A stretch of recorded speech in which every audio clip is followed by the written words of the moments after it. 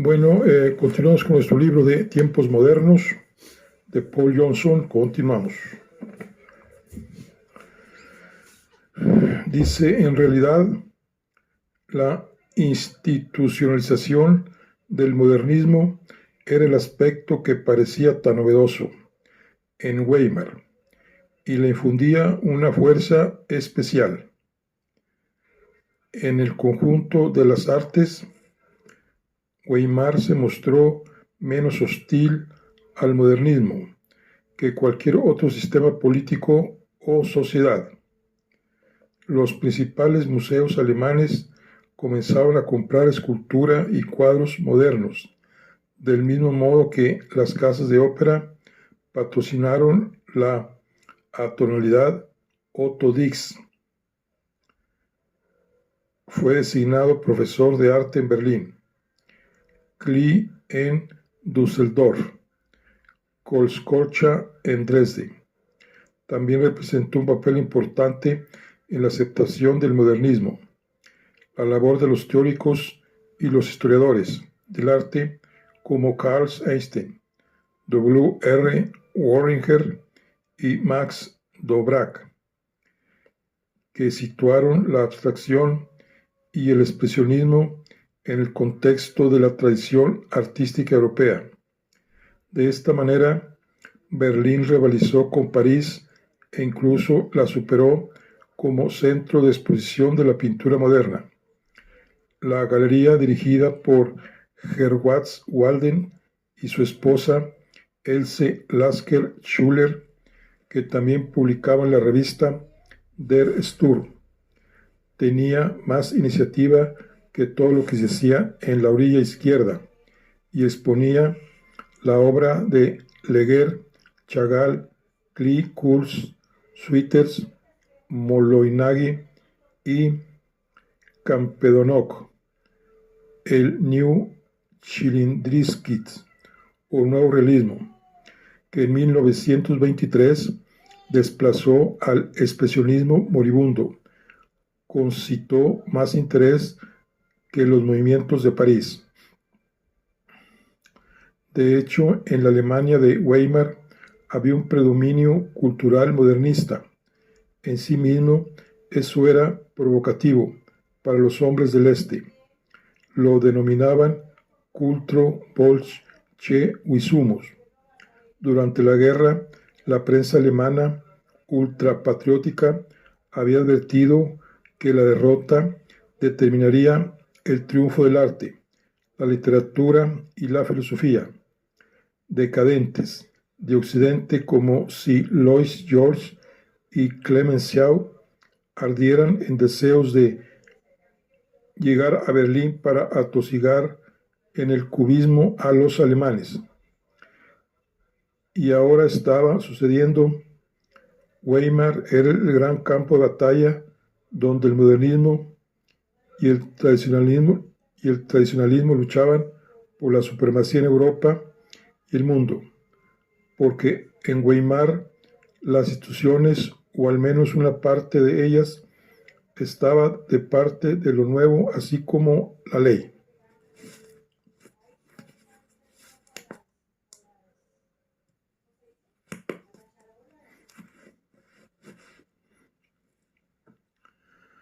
La ley de censura de Weimar era rigurosa, pero de todos modos resultaba probablemente la menos represiva de Europa. Algunos filmes, como El Ángel Azul, no podían ser proyectados en París. Las obras interpretadas en los teatros y los clubes nocturnos de Berlín mostraban menos grado de inhibición que en cualquier otra de las grandes capitales. Las piezas teatrales, las novelas, incluso los cuadros, abordaban temas como la homosexualidad, el sadomasoquismo, el travestismo y el incesto. En Alemania, las obras de Freud fueron asimiladas de un modo más completo por la intelectualidad e influyeron sobre la más amplia gama de expresiones artísticas. La intelectualidad de izquierda trató a menudo de provocar la furia de la Alemania bien pensante. Tanto tiempo se habían sentido asfixiados por el saber convencional de los militares, la iglesia, la corte y la academia, que ahora tocaba el turno a los marginales, que se habían convertido en forma curiosa y sin precedentes en el centro de la sociedad de Weimar. En Welbungen, el más inteligente y expresivo de los nuevos periódicos, se exaltaban la libertad sexual y el pacifismo, y se atacaba y ridiculizaba duramente al ejército, el Estado, la universidad, la iglesia y sobre todo a las cómodas e industriosas clases medias. Este órgano publicaba los escritos de Kurt Tucholsky, un escritor satírico a quien muchos comparaban con Heine, y cuya pluma ácida perforaba la piel de los hombres del Este, con más frecuencia y éxito que cualquier otro escrito. Es decir, era el equivalente verbal de las temibles caricaturas de George Grosz. Escribió en un artículo: no existe ningún secreto del ejército alemán que yo no esté dispuesto a revelar de buena gana a una potencia extranjera. Tucholsky tenía un talento maravilloso. Su intención era provocar dolor, odio y furia, y lo conseguía. Esta guerra de las trincheras culturales, librada sin acatamiento a ninguna convención de Ginebra, implacable por el renacer, la animosidad y la crueldad, estaba destinada a provocar el atavismo de los hombres del Este. El enfoque que estos aplicaron al dominio público fue auténticamente paranoico. La paranoia había sido hasta cierto punto manufacturada por Bismarck, pero mucho antes de 1914 se había convertido en una actitud instintiva y habitual con el Reich como objeto de conspiraciones de alcance mundial en el terreno económico, militar y cultural. La catástrofe de la guerra, lejos de exorcizar las fantasías, pareció confirmarlas. Y ahí estaba Alemania, noble, impotente y dolorida, agobiada en la derrota y torturada por las burlas de la chusma cosmopolita que parecía controlar todos los accesos a las plataformas de las artes y que a través de una conspiración secreta estaba sustituyendo sistemáticamente la cultura alemana con su propia y condenada civilización. El agravio fue cada vez más doloroso durante la década de los 20 y se resumió notablemente en un libro titulado Kurfürstendamm de Federico Jusson, publicado pocas semanas después del ascenso de los nazis al poder. Hubo un milagro. Ya no están. Afirmaban que eran el Geist alemán, la cultura alemana, el presente y el futuro alemán. Representaban a Alemania ante el mundo. Hablaban en su nombre. Todo el resto estaba equivocado y era un lamentable arte barato e inferior, un odio filisteísmo. Siempre ocupaba la primera fila. Concedían títulos del espíritu y el europeísmo. Lo que no permitían no existía. Forjaban su propio prestigio y el ajeno. Quien los servía estaba seguro del triunfo. Aparecía en sus escenarios, escribía en sus diarios, eran publicados en el mundo entero. Se recomendaba su artículo, se tratara del queso o de la relatividad, del polvo o de Seyhader, de específicos medicinales o de los derechos humanos, de la democracia o de los del bolchevismo, de la propaganda a favor del aborto o contra el sistema legal, de la degenerada música negra o del baile en total desnudez. En resumen, nunca hubo una dictadura más impúdica que la de la intelectualidad democrática y los chavilastos liberales. Por supuesto, en la base de la paranoia, reforzándola, estaba la creencia de que la cultura de Weimar era inspirada y controlada por los judíos. En efecto, ¿acaso el régimen entero no era una Judenrepública? Esta última doxología tenía poca base, puesto que se apoyaba en las teorías contradictorias de que los judíos dominaban tanto el bolchevismo como la red capitalista internacional. Es cierto que los judíos se habían destacado en los primeros movimientos comunistas, pero en Rusia perdieron constantemente terreno desde el momento en que los bolcheviques asumieron el poder, y en 1925 el régimen ya tenía un perfil antisemita. También en Alemania, los judíos, aunque representaron un papel importante en la creación del Partido Comunista, fueron apartados rápidamente tan pronto esta corriente formó un partido de masa. En las elecciones de 1932, en las que presentó más de 500 candidatos, ni uno solo era judío. En el extremo opuesto del espectro, los judíos tampoco eran muy importantes en las finanzas y la industria alemana.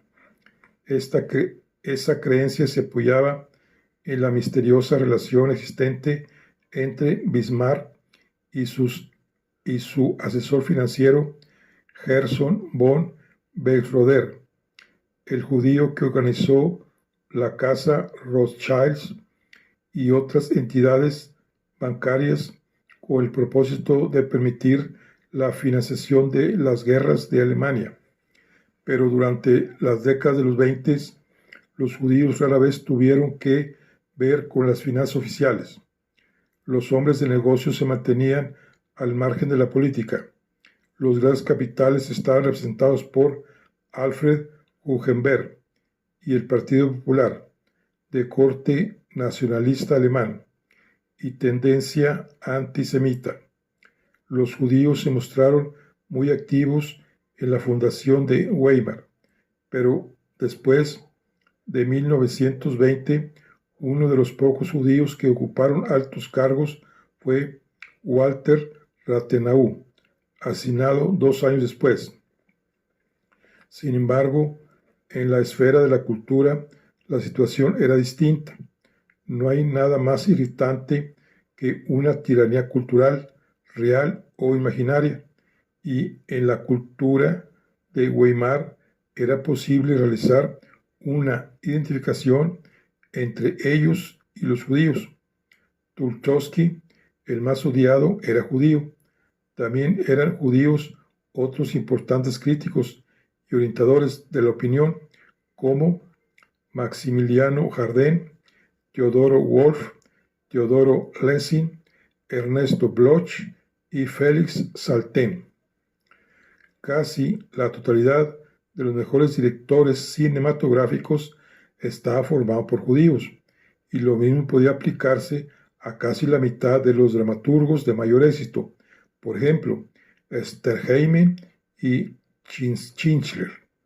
Los judíos prevalecían en el entretenimiento ligero y aún más en la crítica teatral, un tema muy doloroso para los hombres del Este. Había muchos actores y cantantes judíos brillantes y muy difundidos: Elizabeth Bernes, Erna Sachs, Peter Lorre, Richard Tauber, Konrad Weiss y Fritz Korner, entre otros. Los judíos eran dueños de diarios importantes, por ejemplo, el Zeitung de Frankfurt, el Berliner Tagblatt y el Vossische Zeitung. Dirigían las más influyentes galerías de arte. Eran muy fuertes en el área editorial y puede afirmarse que después de las grandes tiendas de la ciudad, probablemente era aquella la esfera comercial en que los judíos estaban más cerca de alcanzar el predominio. Las mejores casas editoras liberales, por ejemplo, Malik Verlag, Kurt Wolff, Los Cassier, George Bondi, Erich Reis y S. Fischer, eran propiedad de judíos o estaban dirigidas por ellos.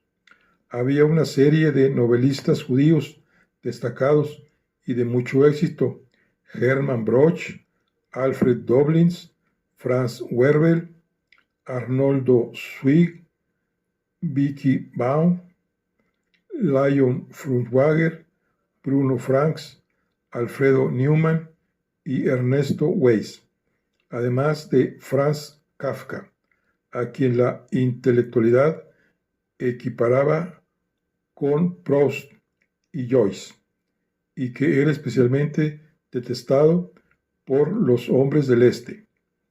En todos los sectores de las artes, ya fuese arquitectura, escultura, pintura o música, en donde el cambio ha sido específicamente súbito y repulsivo para los gustos conservadores, los judíos habían representado un papel activo en la transformación, aunque rara vez habían ejercido el control.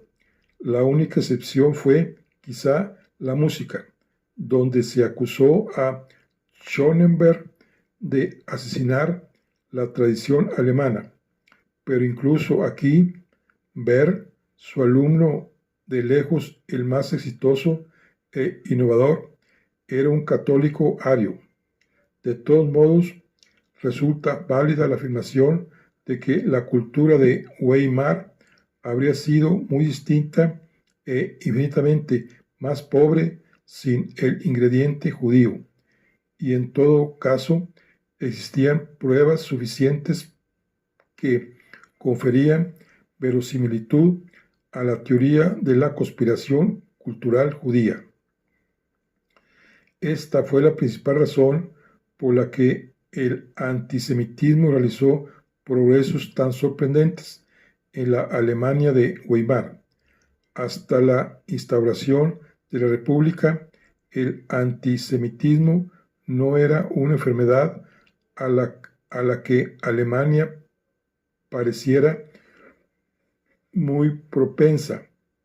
Rusia era el país de los pogromos, París la sede de la intelectualidad antisemita.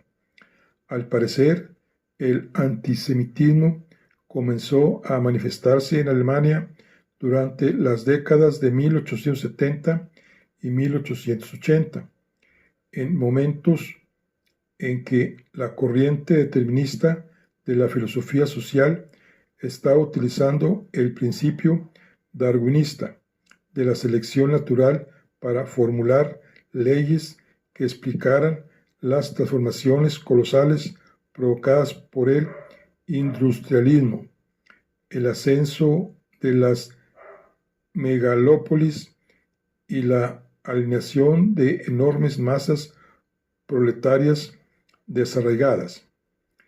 El cristianismo se satisfacía con un solo destinatario del odio para explicar el mal, Satán, pero las religiones seculares modernas necesitaban demonios humanos, en realidad categorías enteras de demonios. Para que fuera plausible, el enemigo debía estar confirmado por una clase entera o una raza.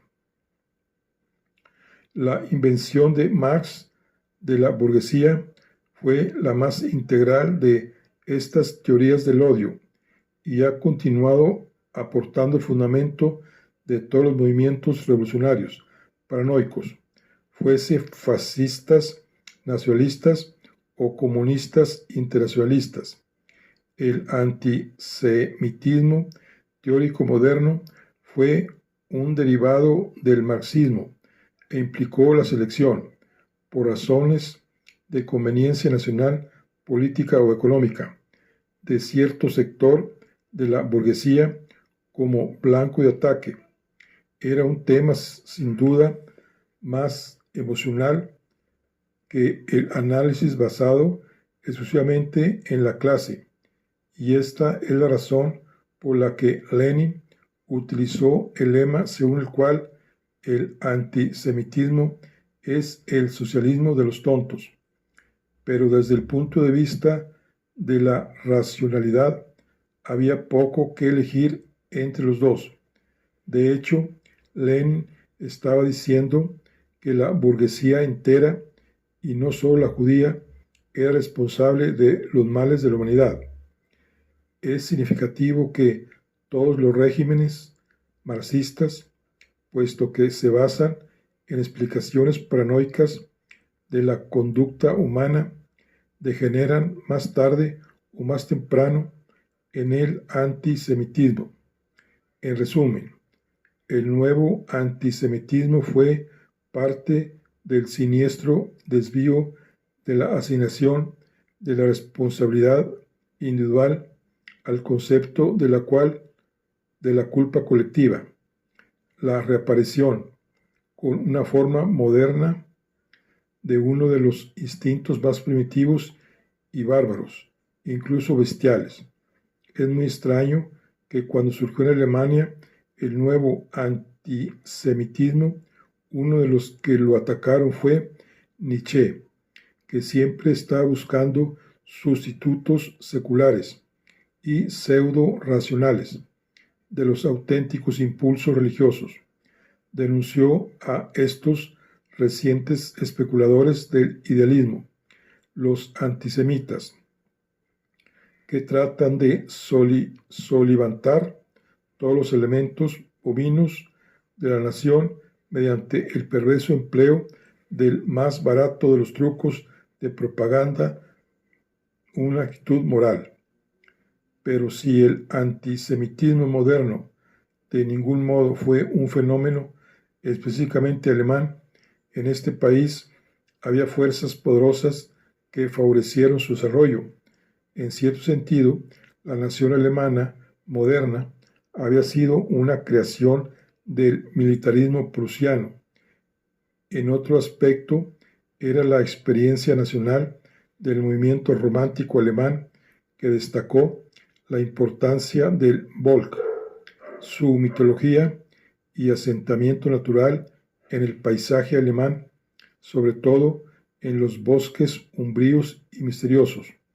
El movimiento alemán del Volk databa de los tiempos napoleónicos y ya en 1817 estaba quemando libros extraños y extranjeros que corrompían la cultura del Volks. Más aún, Marx extrajo del movimiento del Volk su concepto de la alineación en el capitalismo industrial. Un Volk tenía un alma que provenía de su hábitat natural, como escribió Otto Gmelin, autor de la novela histórica, en un artículo publicado en Die Tat, órgano del movimiento romántico. Volk. La campiña es el paisaje peculiar de cada pueblo y cada raza. Si se destruye el paisaje o el Volk, se separa de él, el alma muere. Los judíos no eran un Volk porque habían perdido el alma, carecían de arraigo. Este contraste fue desarrollado con mucho ingenio por un profesor bávaro de antigüedades. Wilhelm Heinrich Ries en una serie de volúmenes titulados Lands und Leid, publicados durante las décadas de 1850 y 1860, la verdadera base del Volk era el campesino. Por supuesto, podía haber obreros, pero debían ser artesanos organizados en corporaciones locales. En cambio, el proletariado era una creación de los judíos. Como no tenían paisaje propio, destruían el ajeno y lograban que millones de personas se desarraigaran y apiñaran en las grandes ciudades, lo más parecido que se les ofrecía a un paisaje propio, el dominio de la gran ciudad. Escribió Riel, será el equivalente del dominio del proletariado. Más aún, las grandes ciudades se estrecharían las manos a través del mundo y formarían una burguesía mundial y un proletariado mundial que conspiraría para destruir todo lo que tenía alma, lo que era natural y sobre todo el paisaje alemán y su campesinado. El movimiento del Volk originó una cosecha de novelas campesinas, antisemitas. La más notoria fue Der Urhof, 1910, de Hermann Löns, que se desarrolla durante la Guerra de los 30 años y que muestra a los campesinos que expulsan de los pueblos a sus opresores como si fueran lobos. ¿Qué significa la civilización? Es una delgada capa superficial debajo de la que late la naturaleza, esperando hasta que aparezca una grieta y aquella pueda manifestarse. Las ciudades son la tumba del germanismo. Berlín es el dominio de los judíos.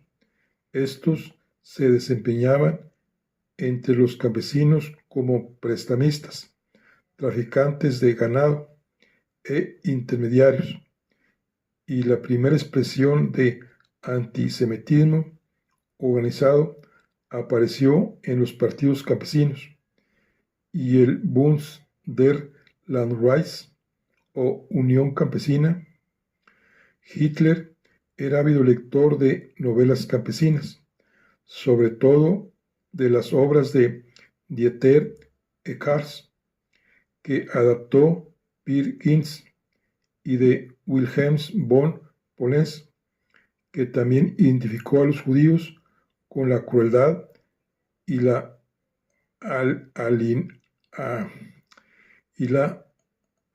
alineación de la sociedad industrial moderna.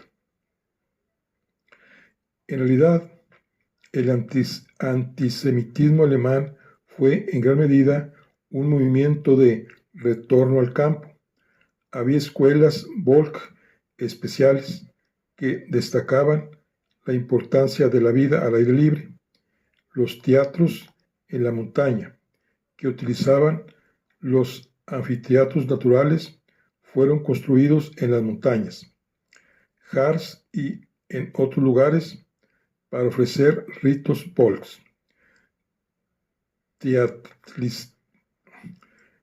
teatralizados y otros espectáculos, una actividad que los nazis retomaron después en enorme escala y con gran brillo. Los primeros movimientos juveniles y sobre todo Wandervogel, que implicaba tocar la guitarra y recorrer a pie las campiñas, cobró una coloración antisemita, en especial cuando invadió los colegios y las universidades. El movimiento alemán de la Ciudad Jardín fue dirigido por Theodor Fritsch, un violento antisemita que publicó El Catecismo Antisemita, obra que mereció 40 ediciones entre 1887 y 1936. Los nazis llamaban a Fritsch Der Hallmeister, el gran maestro. Incluso el movimiento que impulsaba la práctica de los baños de sol, gracias al impulso de los símbolos nórdicos y arios, adquirió cierto sabor antisemita. Más aún, en Alemania existían durante la década de los 20 dos tipos diferentes de nudismo. El nudismo judío, simbolizado por la bailarina negra Josefina Baker, que era heterosexual, comercial, cosmopolita, erótica e inmoral, y el nudismo antisemita, que era alemán, Kitsch, nórdico, no sexual, a veces homosexual, puro y virtuoso. Indudablemente es imposible enumerar todos los ingredientes que a partir de las décadas de 1880 y 1890 concurrieron a la creación de este brebaje venenoso que fue el antisemitismo alemán.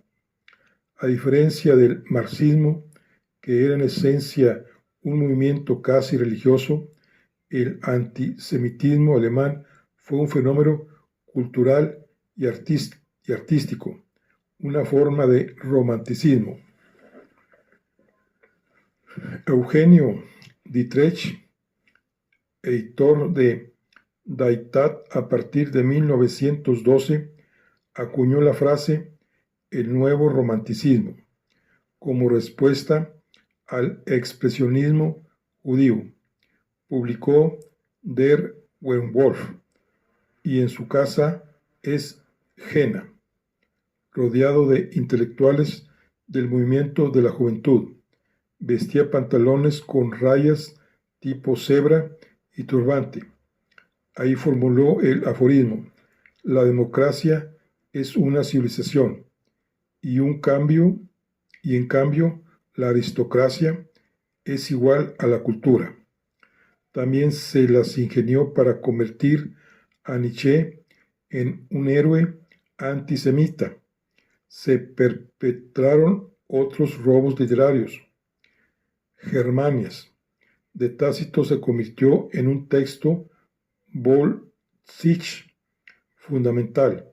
Se procedió a deformar las obras de Darwin para extraer de ellas una justificación científica de la raza, del mismo modo que Marx había sacado de ellas las leyes acerca de las clases. Pero también había muchos mentores auténticos.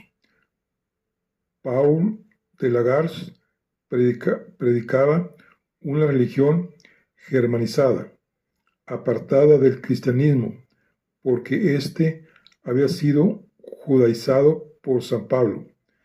El rabino Julius Langevel enseñó que los judíos asimilados eran una peste y una cólera que empoñosaban la creatividad artística del Volks, por lo que era necesario exterminarlos o reducirlos a la esclavitud, lo mismo que a otras razas inferiores. Tanto Houston Stuart Chamberlain como Eugenio Durin subrayaron la importancia de la barbarie, o factor gótico necesario en la autodefensa alemana contra la decadencia judía, así como de la pureza y el idealismo del panteón nórdico. Chamberlain, a quien Hitler visitaría en su lecho de muerte en 1927 para besarle las manos, sostenía que Dios florecía en la raza alemana y el demonio en la judía, los extremos polares del bien y el mal. Los teutones habían heredado los ideales aristocráticos griegos y el amor romano por la justicia, y habían agregado su propio heroísmo y fortaleza. Por lo tanto, su tarea era combatir y destruir la otra raza, que también había conservado la pureza y la misma voluntad de poder. De este modo, el judío no era un personaje de comedia ligera, sino un enemigo mortal e implacable. Los alemanes debían arrancar a los judíos todo el poder de la tecnología y la industria moderna con el propósito de destruirles totalmente. Algunos de los teóricos alemanes del racismo eran marxistas, como Ludwig Wollmann, quien transformó la lucha de clases marxista en lucha mundial de razas y preconizó el despertar de las masas mediante la oratoria y la propaganda con el fin de movilizar a los alemanes y llevarlos a realizar las conquistas necesarias para garantizar su supervivencia y proliferación como raza. La raza alemana fue elegida para dominar la tierra. En resumen, durante la década de los 20, el líder político alemán que deseara convertir el antisemitismo en instrumento de su voluntad de poder, podía organizar su campaña sobre la base de una enorme colección de lemas, ideas y fantasías que se habían acumulado durante más de medio siglo. El mismo Tratado de Versalles insufló nueva vida a la polémica al empujar hacia Alemania a un gran número de judíos provenientes de Rusia, Polonia y los territorios entregados por Alemania. El asunto se convirtió en un problema urgente que reclamaba soluciones. Estas no escaseaban. Hubo propuestas referidas a la doble imposición aplicada a los judíos, el aislamiento, el regreso al sistema del gueto, las leyes especiales que debían contemplar el ahorcamiento de los judíos que las violasen, la prohibición absoluta de la unión matrimonial de alemanes arios con judíos. En 1918 fue bestseller la obra Die Sünde wider das Blut de Arturo Dinter, que describía cómo algunos judíos ricos mancillaban la pureza radical de una mujer aria. Los reclamos a favor del exterminio de los judíos llegaron a ser frecuentes y populares, y se difundieron millones de folletos antisemitas. Hubo muchos incidentes violentos, pero cuando en 1919 la policía bávara solicitó que se le aconsejara acerca del modo de afrontar el antisemitismo, Berlín contestó que la cosa no tenía remedio porque arraiga en la diferencia racial que separa a la tribu israelita de nuestro Volk. Los judíos hicieron todo lo posible para combatir el veneno. Algunos educaron a sus hijos para que fuesen artesanos o agricultores. Se incorporaron al ejército. Intentaron la ultra asimilación. El poeta judío Ernesto Lissauer compuso el notorio himno Odio a Inglaterra. Pasaron al extremo opuesto y ensayaron el sionismo o crearon organizaciones judías militantes, ligas de estudiantes, clubes de duelo. Pero cada intento provocaba más dificultades que las que resolvía, pues el antisemitismo revelaba una naturaleza proteica, como una hidra de muchas cabezas, y se mostraba impermeable a la lógica o a la evidencia, como expresó Jacobo Wassermann. Inútil refugiarse en la oscuridad, dicen, el cobarde se desliza en las sombras, impulsado por su conciencia culpable. Inútil ir hacia ellos y tenderles la mano. Dicen ¿Por qué se toman esas libertades con su descaro judío? Inútil respetar la palabra empeñada con ellos, como se hace con un camarada de armas o un conciudadano. Dicen, es como Proteo, puede adoptar todas las formas. Inútil ayudarles a quebrar las cadenas de la esclavitud. Dicen, sin duda, que eso les reporta ganancias. Inútil tratar de contrarrestar el veneno. Maurice Goldstein argumentaba que era inútil denunciar la falta de fundamento de la prueba antisemita, que se ganaría la conciencia de que el odio que siente es auténtico. Una vez refutadas todas las calumnias, corregidas todas las deformaciones, rechazados todos los conceptos falsos, persistirá la antipatía como un hecho irrefutable. La derrota de Alemania en 1918 probablemente desencadenaría la búsqueda de víctimas propiciatorias de la traición extranjera enquistada en el Volk. Incluso sin pruebas complementarias, los judíos, expresión concreta de la civilización occidental, estaban destinados automáticamente a representar ese papel, pero también había pruebas. La influencia de los judíos durante el periodo de la posguerra inmediata determinó una nueva dilución del Volk, presagio de un renovado asalto a su torturada cultura. ¿Acaso la misma Weimar no suministraba diariamente la prueba en el Parlamento, en la escena, en los nuevos cines, en las librerías, en las revistas y los diarios, en las galerías de arte de todos los lugares donde volvían los ojos un alemán común y atónito de que una conspiración cosmopolita, corruptora y ubicua estaba apoderándose del Reich? ¿Qué duda cabía de que se avecinaba una crisis que exigía soluciones extremas?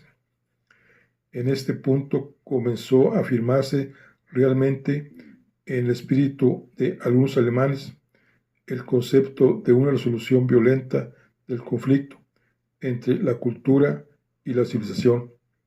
También aquí el acto fatal de Lenin al comenzar el ciclo de la violencia política en 1917 aportó su mórbida contribución. El antisemitismo siempre se había presentado como una actitud defensiva. Ahora su propuesta de emplear la violencia, incluso a escala gigantesca, podía justificarse como una actitud defensiva. En general, se creía no solo en Alemania, sino en toda Europa central y occidental, que el bolchevismo estaba inspirado y dirigido por los judíos y que estos controlaban a los partidos comunistas y dirigían todas las revoluciones y los alzamientos rojos. Trotsky, el más feroz de los bolcheviques, que dirigió concretamente el Putsch de Petrogrado, sin duda era judío. Otro tanto podía afirmarse de unos pocos jefes rusos. Los judíos se habían destacado en el alzamiento de los espartaquistas en Berlín, en el gobierno soviético de Múnich y en los movimientos abortados en otras ciudades alemanas. Ahí donde era difícil reunir hechos, la imaginación suplía la deficiencia. Así, el verdadero nombre de Lenin era Isaac Söderblom. La Revolución Roja húngara no estaba a cargo de Béla Kun, sino de un judío llamado Kohn. El terror rojo de Lenin fue un regalo inapreciable para los extremistas antisemitas, sobre todo porque la mayoría de sus innumerables víctimas estaba formado por campesinos y el más rabioso y estridente de los terroristas de la Checa era el judío letón Latisis Muniz. Muniz se convirtió en la capital antisemita de Alemania porque había soportado el terror judeo-bolchevique de Kurt Eisner y su pandilla.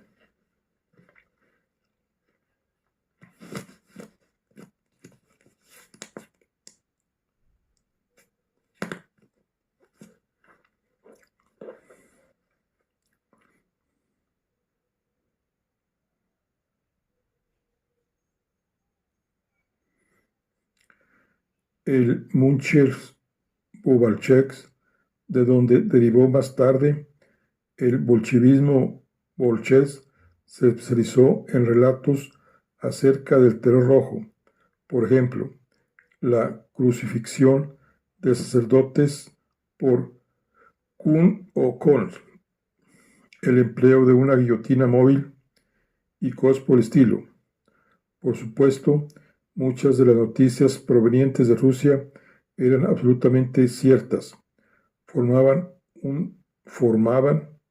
un basamento sólido sobre el cual podía construirse un fulgurante monumento fantástico.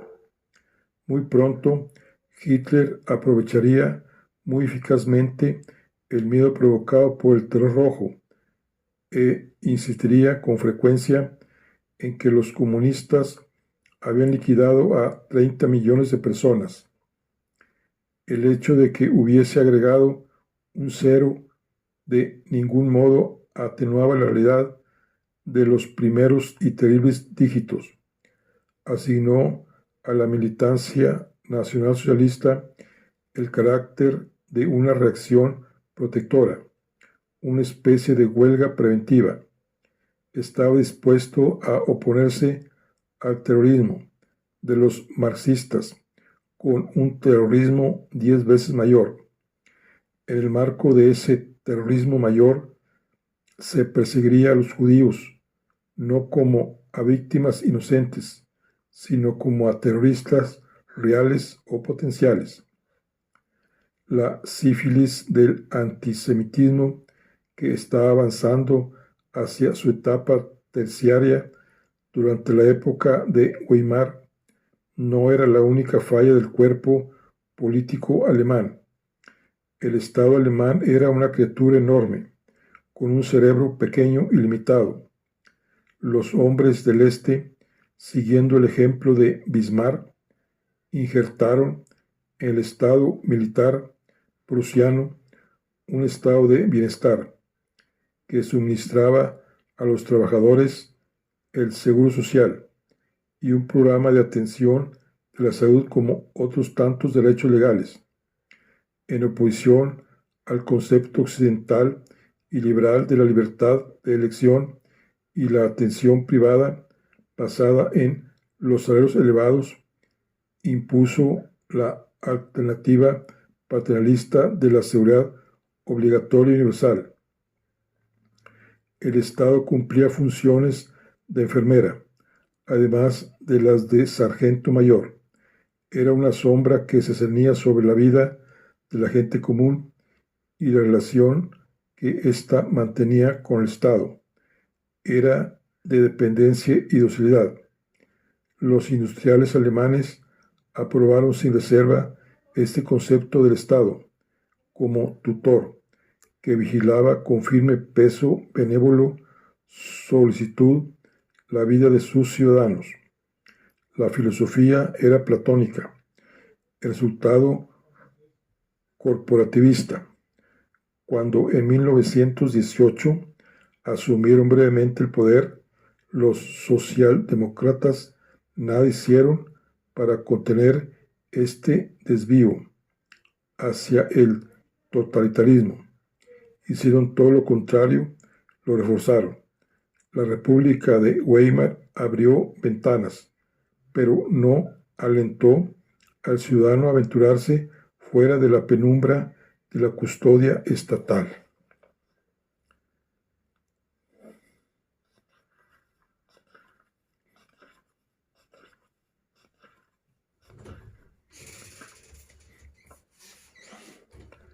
quienes estaban a cargo de esta estructura enorme y dominante, ahora que los hombres del Este se hallaban en la oposición?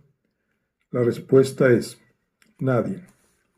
Los burócratas estaban educados con criterios prusianos, se atenían a las reglas y cuando dudaban esperaban órdenes. Los arquitectos de la República de Weimar no intentaron modificar este esquema, ni inducir a los funcionarios civiles a adquirir cierto sentido de autonomía moral. Presumiblemente temían que los funcionarios del nuevo régimen se sintieran tentados de desobedecer a sus nuevos amos del Parlamento. En todo caso, se los exhortaba a considerar la obediencia como la virtud suprema. En una famosa conferencia pronunciada en 1919, Max Weber insistió: el honor del funcionario civil está en su capacidad para ejecutar concienzudamente las órdenes de las autoridades superiores. Solo el político tenía el derecho y el deber de ejercer la responsabilidad personal. Sería difícil concebir un consejo peor para ofrecerlo a los mandarines alemanes. Naturalmente, fue aplicado hasta el amargo final de 1945. La abdicación moral de los burócratas quizá no habría importado tanto si los políticos hubiesen tenido en cuenta la segunda mitad del consejo de Weber, pero los parlamentarios nunca suministraron el liderato enérgico y seguro que era necesario para convertir a Weimar en un éxito. Cuando dudaban, siempre se remitían al artículo 48, utilizado por primera vez en agosto de 1921 para prohibir los mítines antirrepublicanos.